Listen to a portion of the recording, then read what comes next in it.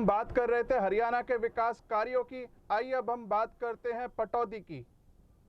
और ये लोग देश को बेच रहे थे, किसानों की भूमि बेची है। अभी आपके सामने हुड्डा के खिलाफ भी मुकदमा दर्ज हो गया। वाड्रा साहब ने और इनकी मिलीभगत थी, बोले भाड़े किसानों की ज़मीन कौड़ियों के भाव खरीद ली।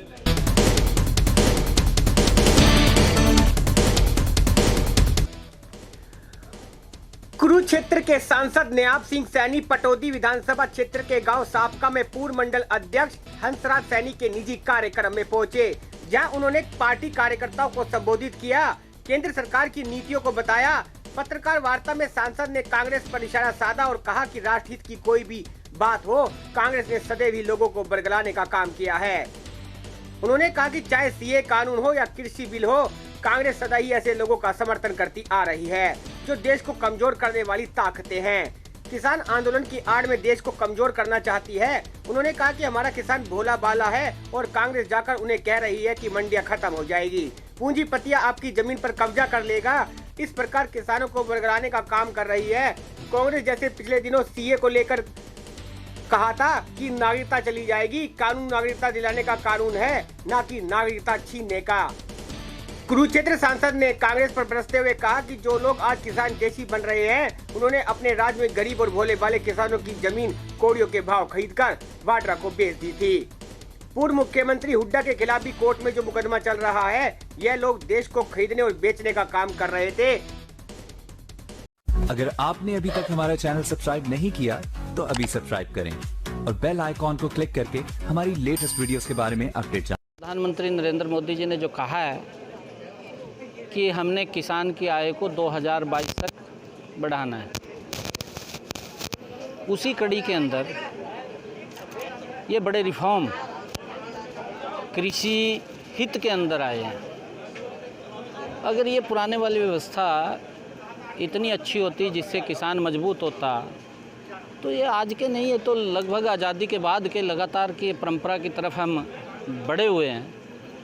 परंतु किसान की हालत लगातार कमज़ोर हो रही है, तो उसके जिम्मेवार भी तो कोई लोग होंगे। वो कौन लोग हैं इसके जिम्मेवार?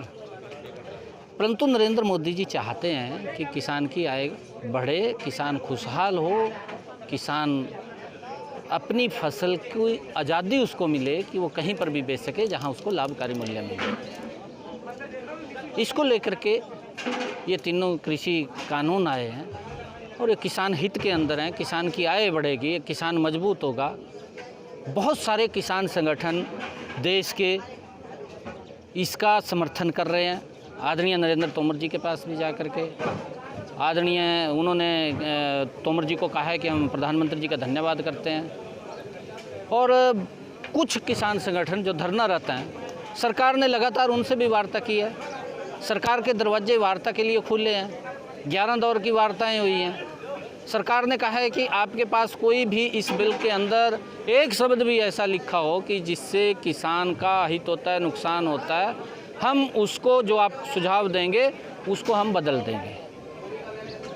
परंतु जिस प्रकार से वहाँ पर हठधर्मिता है, उसके पीछे एक बड़ी साजिशें भी हैं। कांग्रेस पार्टी है, वो नहीं चाहती कि किसान मजबूत हो, और उसके अंदर किसान को कमज़ोर करने के लिए अगर नरेंद्र मोदी जी ने किसान को मजबूत करने के लिए अब कदम उठाए हैं, तो कांग्रेस उसका विरोध कर रही है। ये बड़ा दुर्भाग्यपूर्ण है देश के अंदर। कांग्रेस ऐसे लोगों का समर्थन करती है कि जो देश को कमज़ोर करने वाली ताकतें हैं, उन लोगों का समर्थन करती है। नरेंद्र मोदी जी तो देश को मजबूत कर रहे हैं और ये लोग देश को बेच रहे थे, किसानों की भूमि बेची है। अभी आपके सामने हुड्डा के खिलाफ भी मुकदमा दर्ज हो गया।